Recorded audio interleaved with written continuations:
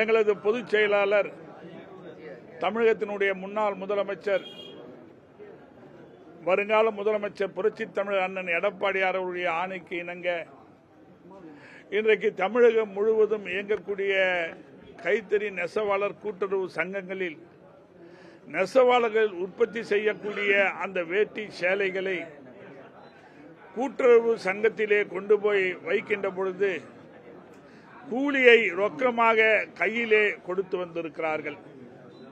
இதுவரை கூட்டுறவு சங்கங்கள் ஆரம்பிக்கப்பட்ட காலத்திலே இருந்து சுமார் 30-35 ஆண்டுகளாக தொடர்ந்து அவர்களுக்கு கூலியை நெசவாளருக்கு கையிலே கூட்டுறவு சங்கம் கொடுத்து கொண்டு வந்தது. ஆனால் இப்பொழுது திடீரென்று அவர்கள் வங்கியின் மூலமாக தான் அந்த கூலியை பெற வேண்டும் என்ற ஒரு ஆணை இருப்பதாக அதிகாரிகள் சொல்லிக் கொண்டிருக்கிறார்கள். அப்படி வங்கியிலே போய் அவர்கள் கூலியை பெறுவதற்கு உண்டான வாய்ப்பு இல்லை. ஏன் என்று சொன்னால் அந்த நெசவாளர்கள் ஒரு நாளைக்கு 100 ரூபாய், 80 ரூபாய், 200 ரூபாய் தான் அவர்களுக்கு கூலி வருகிறது. அந்த கூலியை வாங்குவதற்கு அவர்கள் வங்கியிலே போய் நிற்க வேண்டிய ஒரு சூழ்நிலை ஏற்படும். அது மட்டுமல்லாமல் இன்றைக்கு நெசவாளர்கள் எல்லாம் ஏழை எளியவர்களாக படிக்காதவர்களாக இன்றைக்கு இருந்து கொண்டிருக்கிறார்கள். ஆகவே அந்த கூலியை மீண்டும் ரொக்கமாக வழங்க வேண்டும் என்று சொல்லி இன்றைக்கு காஞ்சிபுரம் பகுதியில் இருக்க கூட்டுறவு சங்கங்களுடைய அனைத்து கூட்டுறவு சங்கங்களுடைய சார்பாக இந்த ஆர்ப்பாட்டத்தை நாங்கள் நடத்தி கொண்டிருக்கிறோம். எங்களை பொறுத்தவரை நெசவாளர்கள் உற்பத்தி செய்து வைக்கக்கூடிய அந்த வேட்டி சேலை எதுவாக இருந்தாலும் அவர்களுக்கு கூலியை இதுவரை கொடுத்தது போல ரொக்கமாக கொடுக்க வேண்டும் என்ற கோரிக்கையை வலியுறுத்தி ஒரு ஆர்ப்பாட்டத்தை நடத்தி இப்பொழுது துறையினுடைய அதிகாரி துணை இயக்குநர் அலுவலகத்திலே துணை இயக்குநரகத்திலே மனுவை கொடுத்திருக்கிறோம். இதை அவர்கள் உடனடியாக செய்ய வேண்டும். அப்படி செய்யவில்லை என்றால் மீண்டும் ஒரு பெரிய ஆர்ப்பாட்டம் நடத்துவதற்கு அனைத்து இந்திய அண்ணா திராவிட முன்னேற்ற கழகம் தயாராக இருக்கிறது.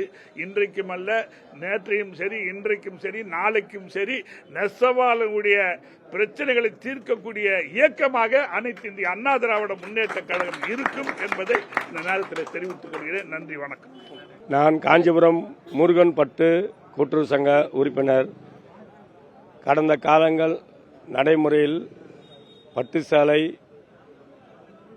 நெசவு செய்தால் சங்கத்தில் நாங்கள் எடுத்துக்கொண்டு சென்று சேலையை வர வைத்து கூலியை ரொக்கமாக பெற்றுக்கொள்வோம். இதுதான் கடந்த கால வாடிக்கை. தற்போது ஒரு கைத்தறி துறையினுடைய சார்பில் ஒரு உத்தரவு போட்டிருக்கிறார்கள். சேலை வர வைத்தவுடன் அவர்கள் அந்த கூலிக்கான பணத்தை வங்கியில் பெற்றுக்கொள்ளும்படி எங்களுக்கு வாய்மொழி உத்தரவு வழங்கியுள்ளார்கள். எங்களுக்கு எல்லோருக்குமே வங்கியில் சென்று பணம் எடுக்க இயலாது. இந்த நடைமுறை செல்லாது.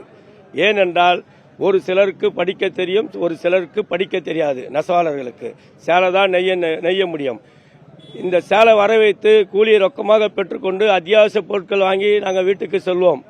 ஆனால் தற்போது அந்த பணத்தை வங்கியில் செலுத்திவிட்டால் எங்கள் அக்கௌண்ட்டில் போயிட்டு நாங்கள் ஏடிஎம்மில் போய் கியூவில் நின்று பணத்தை எடுக்கணும். எடுத்து தான் அதுக்கப்புறம் நாங்கள் வீட்டுக்கு செல்ல முடியும். எங்களுக்கு அந்த நடைமுறை சிக்கல்லாம் தேவையில்லை. வழக்கம்போல் கையிலே ரொக்கமாக கூலியை பெற்றுக்கொள்ள எங்களுக்கு ஆவணம் செய்யுமாறு தமிழக அரசை கேட்டுக்கொள்கிறோம். செய்திகளை உடனுக்குடனும் துல்லியமாகவும் தெரிந்து கொள்ள சப்ஸ்கிரைப் பண்ணுங்க.